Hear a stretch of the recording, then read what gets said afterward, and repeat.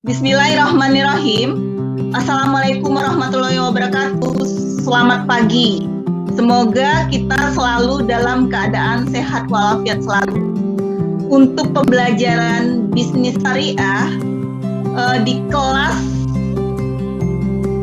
pendidikan bisnis selama 7 minggu pertemuan kita akan membahas pembelajaran berbasis case and based team-based learning project selama 45 menit. Setiap kelompok dengan judul analisa laporan keuangan perbankan syariah yang mengacu pada laporan tahunan perbankan syariah dari tahun 2013 sampai dengan tahun 2010 yang dipublish oleh perbankan syariah didasarkan peraturan perbankan yang dikeluarkan BI tahun 2011. Demikianlah saya sampaikan atas partisipasi anak-anakku dalam kelompok ini. Saya mengucapkan banyak terima kasih. Dipersilahkan untuk kelompok menyajikan videonya masing-masing atau menyampaikan paparannya masing-masing. Assalamualaikum warahmatullahi wabarakatuh. Selamat pagi Ibu dosen dan teman-teman semua. Di sini kami dari kelompok 4 akan membahas mengenai analisis rasio keuangan Bank Muamalat Indonesia. Nah, adapun anggota kelompok kami yang pertama yaitu saya sendiri Yuli Anissa Lubis dan teman saya Endang Kristina Panggabean dan Koden Broten Sitorus. Nah, di sini kami akan membahas mengenai rasio yang ada pada bank muamalat. Yang pertama yaitu rasio CAR atau Capital Equity Ratio. Nah, di mana Capital Equity Ratio ini adalah rasio kecukupan modal yang berguna untuk menampung resiko kerugian yang kemungkinan dihadapi oleh bank. Nah, di mana dalam Capital Equity Ratio ini memiliki rumus, yaitu rumusnya modal bank dibagi total ATMR dikali 100%. Nah, di sini kami mengambil rasio CAR Bank Muamalat Indonesia. Dapat kita lihat bahwa dari tahun 2013 sampai 2020. Nah, yang pertama, pada tahun 2013 rasio CAR pada Bank Muamalat Indonesia yaitu sebesar 17,27%. Pada tahun 2014 yaitu sebesar 14,15%. Kemudian pada tahun 2015 yaitu sebesar 12,36%. Pada tahun 2016 yaitu sebesar 12,74%.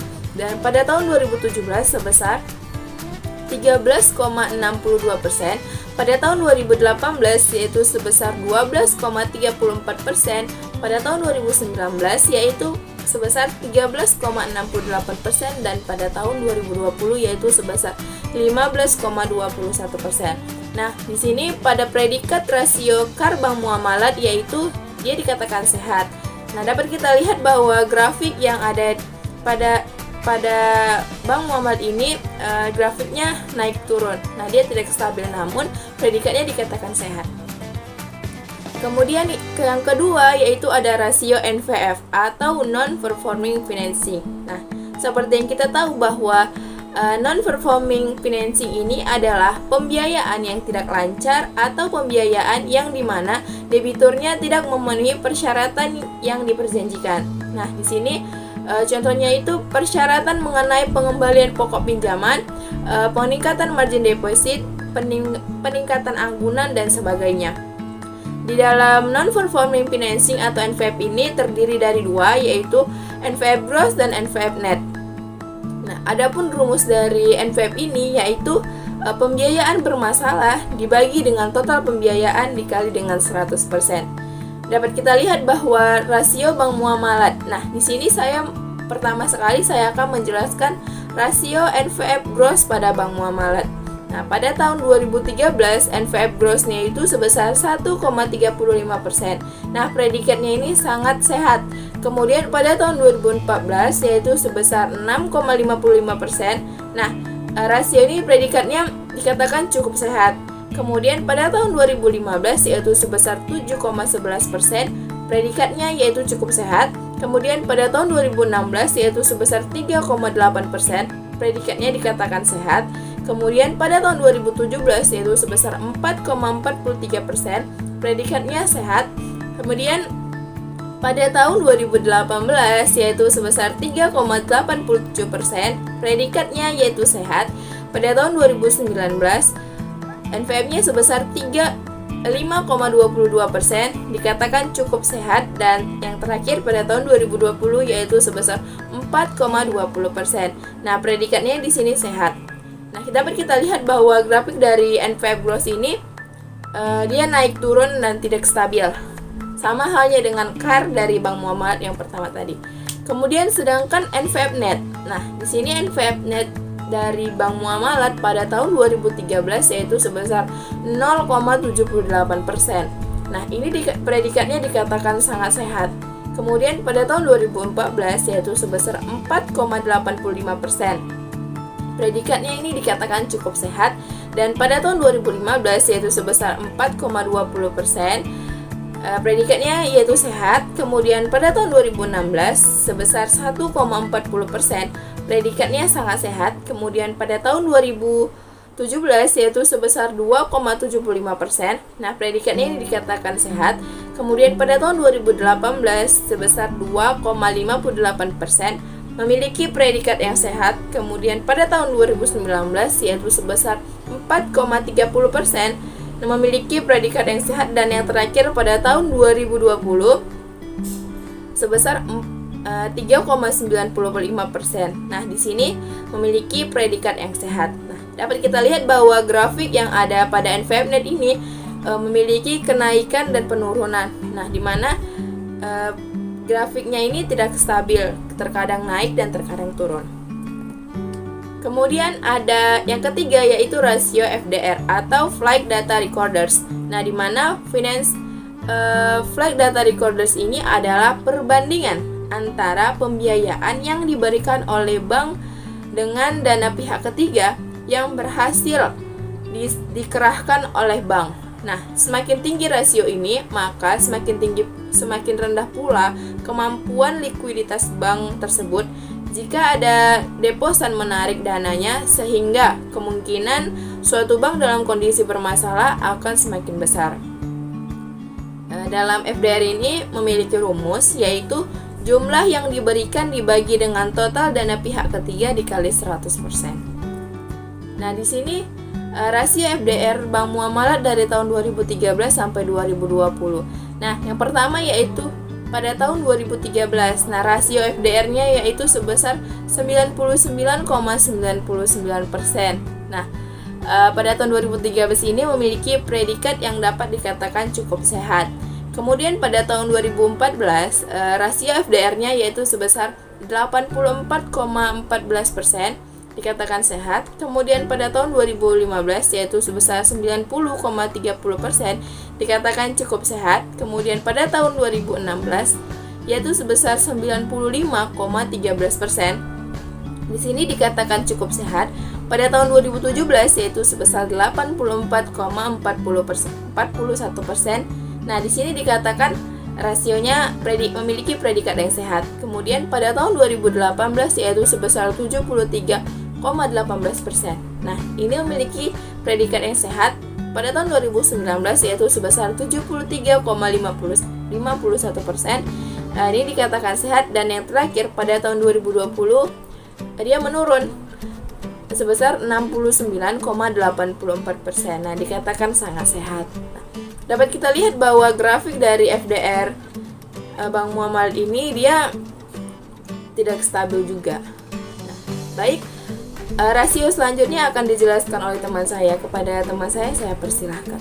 Pada kesempatan kali ini kita akan membahas tentang capital struktur atau total equity atau modal perusahaan. Nah, dalam dunia manajemen keuangan dikenal suatu term bernama struktur modal atau biasa disebut capital struktur. Struktur modal ini adalah jumlah utang atau ekuitas yang digunakan oleh perusahaan untuk membiayai aktivitas operasional dan pembelian aset perusahaan. Struktur ini biasanya dinyatakan atau dipresentasikan oleh rasio utang terhadap ekuitas debt to equity ratio. Dengan kata lain, struktur modal digunakan sebagai alat keputusan manajemen dalam mempertimbangkan dan menentukan pendanaan jangka panjang suatu perusahaan. Untuk rumus rasio kapital struktur adalah aset sama dengan liabilitas atau utang ditambah ekuitas atau modal. Jadi berdasarkan hasil perhitungan, besarnya kapital struktur pada bank muamalat disajikan sesuai tabel di atas, menunjukkan bahwa pada tahun 2013 besarnya kapital struktur sebesar 3,32 triliun, pada tahun 2014 besarnya kapital struktur bank muamalat sebesar 4,2 triliun, dan pada tahun 2015 besarnya kapital struktur bank muamalat sebesar 3,55 triliun. Pada tahun 2016 kapital struktur bank muamalat sebesar 3,62 triliun. Pada tahun 2017 besarnya kapital struktur bank muamalat sebesar 5,5 triliun, dan pada tahun 2018 sebesar 3,92 triliun. Pada tahun 2019 sebesar 3,94 triliun, dan pada tahun 2020 di bulan Desember besarnya kapital struktur bank muamalat sebesar 3,6 triliun. Dan untuk selanjutnya, seperti gambar grafik di atas itu adalah grafik pada bank muamalat dengan rincian 1. Pada tahun 2013 jumlah ekuiditas perusahaan meningkat dari tahun 2012 sebesar 1,83 triliun atau sebesar 74,58% dari 26 triliun pada tanggal 31 Desember 2012 menjadi 3,32 triliun pada tanggal 31 Desember tahun 2013. Hal itu disebabkan oleh karena setoran modal sebesar 1,35 triliun pada akhir 2013. Selain itu juga mendapatkan komprehensif lainnya meningkat sebesar 10,47 miliar di Desember 2013. Dan yang kedua, pada tahun 2014 total ekuitas atau modal bank muamalat tercatat sebesar 4,2 triliun, meningkat sebesar 702,75 miliar atau setara 21,16% dibandingkan tahun 2013 yang tercatat sebesar 3,32 triliun. Peningkatan total ekuitas ini terjadi karena adanya selisih revaluasi aset tetap sebesar 648,6 miliar.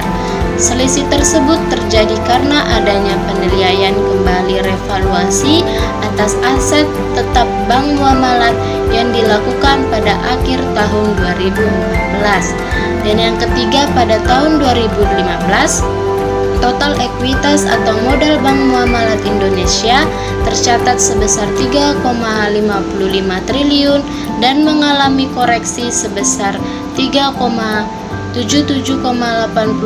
miliar atau setara 9,62% dibandingkan tahun sebelumnya, yaitu 4,2 triliun.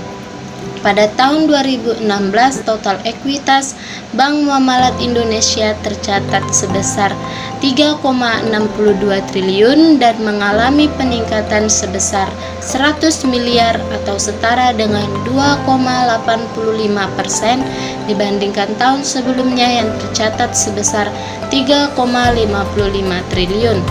Sebagian besar hal ini dipicu oleh meningkatnya saldo laba pada tahun 2016. Untuk tahun 2017, total ekuitas Bank Muamalat Indonesia tercatat sebesar 5,55 triliun, artinya meningkat dari tahun sebelumnya sebesar 53,2% dari posisi tahun 2016 yang tercatat sebesar 3,6 triliun. Pada tahun 2018, total ekuitas Bank Muamalat Indonesia tercatat sebesar 3,92 triliun, artinya mengalami penurunan sebesar 29,07% 28% dari posisi 5,5 triliun. Dan pada tahun 2019, total ekuitas Bank Muamalat Indonesia sebesar 3,94 triliun dan mengalami pertumbuhan sebesar 0,40% atau sebesar 11 miliar terhadap posisi ekuitas pada tahun 2018 yang sebesar 3,92 triliun. Dan untuk tahun terakhir di tahun 2020 pada bulan Desember, total ekuitas Bank Muamalat Indonesia dengan berakhirnya sebesar 3,96 triliun. Ekuitas ini mengalami peningkatan sebesar 29,5 miliar atau setara 0,62% dibandingkan dengan perubahan harga pasar efek tersedia untuk dijual sebesar 10 miliar. Dan untuk rasio selanjutnya kita akan membahas tentang rasio NOM atau biasa disebut dengan net operating margin atau laba bersih. Nah, net operating margin merupakan rasio utama rentabilitas pada bank syariah untuk mengetahui kemampuan aktiva produktif dalam menghasilkan laba. Adapun rumus rasio NOM adalah NOM sama dengan PO kurang DBH kurang BO per rata-rata AP dengan kriteria penilaian rasio net operating margin seperti tabel yang ditunjukkan pada sebelah samping saya. Dengan predikat ada 5, sangat sehat, sehat, cukup sehat, kurang sehat, dan tidak sehat. Oleh sebab itu, berdasarkan hasil perhitungan, besarnya net operating margin pada bank muamalat adalah pada tahun 2013 NOM-nya mencapai 3,25%, pada tahun 2014 NOM bank muamalat mencapai 3,45%, pada tahun 2015 NOM pada bank muamalat mencapai 0,27%, pada tahun 2016 NOM bank muamalat mencapai 0,20%, pada tahun 2017 NOM bank muamalat mencapai 0,21%, pada tahun 2018 NOM bank muamalat mencapai 0,15%, dan pada tahun 2019 NOM bank muamalat mencapai 0,04%, dan pada tahun 2020 NOM bank muamalat mencapai 0,04%. Itu artinya pada tahun 2013 dan 2014 NOM bank muamalat dipredikatkan dengan sangat sehat, dan pada tahun 2015 hingga 2020 NOM pada bank muamalat dipredikatkan tidak sehat. Dan untuk membuat grafik besarnya rasio NOM net operating margin pada bank muamalat ditunjukkan pada tabel seperti di atas, dikalikan jumlah NOM dengan 100 sehingga mendapat hasilnya seperti tabel yang sudah kami sediakan. Dan untuk grafiknya juga kami sediakan di samping tabel NOM pada bank muamalat dengan rincian pada tahun 2013 rasio NOM bank muamalat mengalami pertumbuhan sebesar 3,25%, dan pada tahun 2014 itu NOM atau laba bersih bank muamalat mencapai 3,45%, dan artinya mengalami kenaikan yang cukup sedikit dari tahun 2013. Dan pada tahun 2015 rasio NOM bank muamalat mengalami penurunan yang cukup signifikan terhadap pertumbuhan laba di tahun 2015. Untuk tahun 2016 rasio NOM bank muamalat mencapai sebesar 0,20% dan terus mengalami penurunan akibat pertumbuhan laba yang semakin melemah secara berturut. Dan pada tahun 2017 rasio NOM bank muamalat hanya menaik sebesar 1% dari tahun sebelumnya, dan pada tahun 2018 rasio NOM bank muamalat mencapai penurunan dan tetap diakibatkan karena pertumbuhan laba yang didapat semakin menurun dari 0,21% menjadi 0,15%. Dan untuk tahun 2019 dan tahun 2020, rasio non bank muamalat di akhir Desember mengalami penurunan yang sangat drastis karena belum menemukan strategi untuk mengembangkan pertumbuhan laba seperti tahun-tahun sebelumnya. Setelah pembahasan tentang rasio kapital struktur dan non net operating margin pada bank muamalat, selanjutnya saya akan membahas tentang rasio ROA atau biasa disebut dengan return on asset atau laba sebelum bunga dan pajak dengan total aktiva. Sebelumnya, ROA itu merupakan rasio antara laba sebelum pajak terhadap rata-rata total aset. Semakin besar ROA, maka menunjukkan kinerja keuangan yang semakin baik karena tingkat kembalian atau return yang dihasilkan semakin besar. Untuk rumus rasio ROA adalah ROA sama dengan laba sebelum pajak dibagi dengan total aktiva dan dikalikan dengan 100%. Untuk kriteria penilaian return on asset disajikan dengan tabel di samping sini dengan 4 predikat, yaitu sehat, cukup sehat, kurang sehat, dan tidak sehat. Dan untuk menghitung ROA, maka terlebih dahulu harus diketahui laba sebelum pajak dan total aktiva yang dimiliki. Jadi berdasarkan hasil perhitungan yang kami dapat, adanya besaran ROA pada bank muamalat pada tahun 2013, ROA mencapai 1,37%. Pada tahun 2014, ROA bank muamalat sebesar 0,1%. Dan pada tahun 2015, ROA bank muamalat mencapai 0,20%. Pada tahun 2016, ROA bank muamalat mencapai 0,22%. Dan pada tahun 2017, ROA bank muamalat mencapai 0,11%. Dan pada tahun 2018, ROA bank muamalat mencapai 0,08%. Dan pada tahun 2019, ROA bank muamalat mencapai 0,05%. Dan pada akhir tahun 2020, ROA bank muamalat mencapai 0,03%. Artinya dari tabel berikut, hanya di tahun 2013 ROA bank muamalat dipredikatkan dengan sehat, selebihnya di tahun 2014 hingga tahun 2020 ROA bank muamalat dikatakan tidak sehat. Oleh sebab itu, untuk mencari grafik besarnya rasio ROA pada bank muamalat disajikan dengan tabel seperti di samping sebelah kanan saya. Dengan besarnya jumlah ROA dikalikan dengan 100 sehingga mendapatkan hasil yang sudah kami letakkan di PPT kami. Untuk grafik ROA pada bank muamalat disajikan seperti grafik di atas. Dengan rincian pada tahun 2013, bank muamalat itu mencatat rasio ROA-nya sebesar 1,37%, yang artinya mengalami penurunan dari tahun 2012 yaitu 1,54%. Dan pada tahun 2014, ROA Bank Muamalat Indonesia yaitu 0,17%, yang artinya juga mengalami penurunan dari tahun sebelumnya.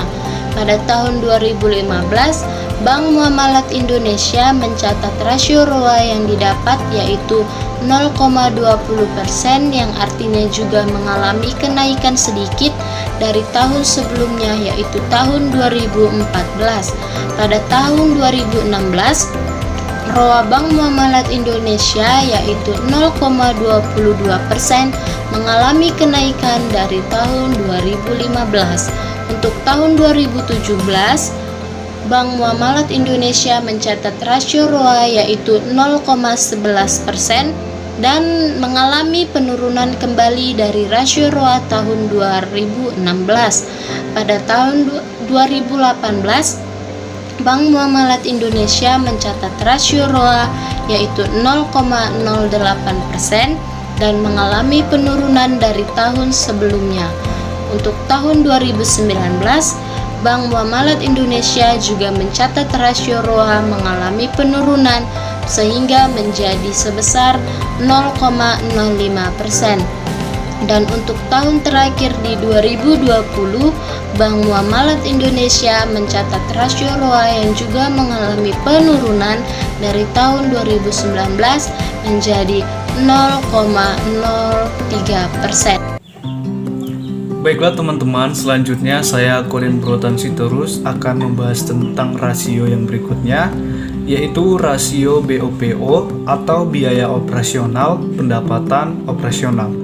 Rasio BOPO adalah perbandingan antara beban operasional dengan pendapatan operasional dalam mengukur tingkat efisiensi dan kemampuan bank dalam melakukan kegiatan operasionalnya. Jadi, semakin kecil rasio BOPO akan lebih baik karena bank yang bersangkutan dapat menutup beban operasional dengan pendapatan operasionalnya. Biaya operasional meliputi biaya bunga, biaya operasional lainnya, sedangkan pendapatan operasional meliputi pendapatan bunga dan pendapatan operasional lainnya. Mengingat kegiatan utama bank yang prinsipnya bertindak sebagai perantara, yaitu menghimpun dan menyalurkan dana, maka biaya dan pendapatan operasional bank didomisili oleh biaya bunga dan hasil bunga. Adapun rumus untuk mencari rasio BOPO yaitu beban operasional dibagi pendapatan operasional dikali 100%. Nah, di sini teman-teman dapat melihat perubahan rasio BOPO pada bank muamalat. Pada tahun 2013, BOPO menunjukkan angka 85,12%. Ini termasuk ke dalam kategori sehat. Hal ini menunjukkan bahwa setiap Rp1 dari pendapatan operasional memerlukan biaya operasional sebesar 0,8512. Kemudian di tahun 2014, BOPO mengalami kenaikan sebanyak 12,21% menjadi 97,33%, dan ini termasuk ke dalam kategori sehat. Kemudian pada tahun 2015, BOPO menunjukkan angka 97,41%, naik sebanyak 0,11% dari tahun sebelumnya dan termasuk juga ke dalam kategori sehat. Kemudian pada tahun 2016, BOPO mengalami kenaikan sebanyak 0,35% menjadi 97,76%. Hal ini juga termasuk ke dalam kategori sehat. Sementara pada tahun 2017, BOPO menunjukkan angka 97,68%. Hal ini mengalami penurunan sebesar 0,08% dari tahun sebelumnya dan termasuk ke dalam kategori sehat. Sementara itu pada tahun 2018 menunjukkan angka 98,24%, naik sebanyak 0,56% dari tahun sebelumnya dan termasuk ke dalam kategori sehat. Pada tahun 2019, BOPO Bank Muamalat mengalami kenaikan sebanyak 1,25% menjadi 99,50% dan termasuk ke dalam kategori sehat. Sementara pada tahun 2017, BOPO menunjukkan angka 99,45% dan ini mengalami penurunan sebanyak 0,05 dari tahun sebelumnya dan termasuk ke dalam kategori sehat. Adapun persebaran rasio BOPO pada bank muamalat tahun 2013 sampai dengan 2020 termasuk ke dalam nilai prediksi sehat. Baiklah teman-teman, untuk rasio yang berikutnya yaitu rasio ROE atau Return on Equity. Rasio ini bertujuan untuk mengukur kemampuan modal di sektor bank dalam menghasilkan laba. Semakin besar rasio ini, maka menunjukkan kemampuan modal di sektor bank dalam menghasilkan laba bagi pemegang saham semakin besar. Adapun rumus untuk mencari ROE adalah laba bersih dibagi total ekuitas dikali 100%. Baiklah, di sini kita dapat melihat persebaran rasio ROE pada bank muamalat, di mana pada tahun 2013 rasionya sebesar 11,41%, sementara tahun 2014 menjadi 2,13%, mengalami penurunan yang sangat signifikan. Di tahun 2015 menjadi 2,78%, tahun 2016 menjadi 3,0%, tahun 2017 menjadi 0,87%, dan pada tahun 2018 sebesar 1,16%, di tahun 2019 sebesar 0,45%, dan di tahun 2020 sebesar 0,29%. Adapun predikatnya hanya pada tahun 2013 ROE pada bank muamalat mendapatkan predikat sehat, sementara di tahun 2014 sampai dengan 2020 predikat rasio ROE untuk bank muamalat cukup sehat. Baiklah teman-teman, demikianlah hasil presentasi yang dapat kami sampaikan pada video ini. Apabila ada kesalahan kata, kami mohon maaf. Terima kasih atas perhatiannya dan sampai jumpa.